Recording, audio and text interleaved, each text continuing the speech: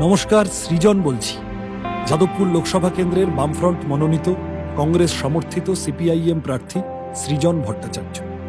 আমার যদিও নিজেকে আপনাদের লড়াইয়ের সঙ্গী হিসেবে ভাবতেই বেশি ভালো লাগে। আপনাদের মধ্যে যারা আমার থেকে বয়সে বড় তাদের শ্রদ্ধা জানাই, যারা ছোট তাদের স্নেহ। সব্বার সাহায্য, সমর্থন, ভালোবাসা নিয়েই চেষ্টা করছি যাদবপুরের লাল ঝান্ডা ওড়ানোর। খুব কঠিন সময়ের মধ্য দিয়ে চলেছি আমরা। বিজেপি আর তৃণমূল শাসনে গরিব মধ্যবিত্ত মানুষের প্রাণ ওষ্ঠাগত। ছোটবেলা জানতাম কোনো দল চাষি মজুরের কথা বলে, কোনো দলে আবার মালিক জমিদারদের প্রভাব বেশি। আজকাল দেখি লোকে বলে এটা হিন্দুদের দল, ওটা মুসলমানদের দল। জাত ধর্মের গেরোয় পড়ে আমাদের রুজি রুটির কথাগুলো রাজনীতির আঙিনায় পিছনের দিকে চলে যাচ্ছে। তৃণমূল বিজেপির নেতারা আর মানুষের জীবন জীবিকার সমস্যা নিয়ে কথা বলেন না। তারা কেউ ব্যস্ত তোলাবাজিতে, কেউ ব্যস্ত দাঙ্গাবাজিতে। এখানেই আমাদের প্রধান লড়াই। অনেকে জিজ্ঞাসা করছেন, তুমি মূলত কার বিরুদ্ধে লড়তে নেমেছ? আমি বলছি, আমি কারো বিরুদ্ধে লড়তে নামি।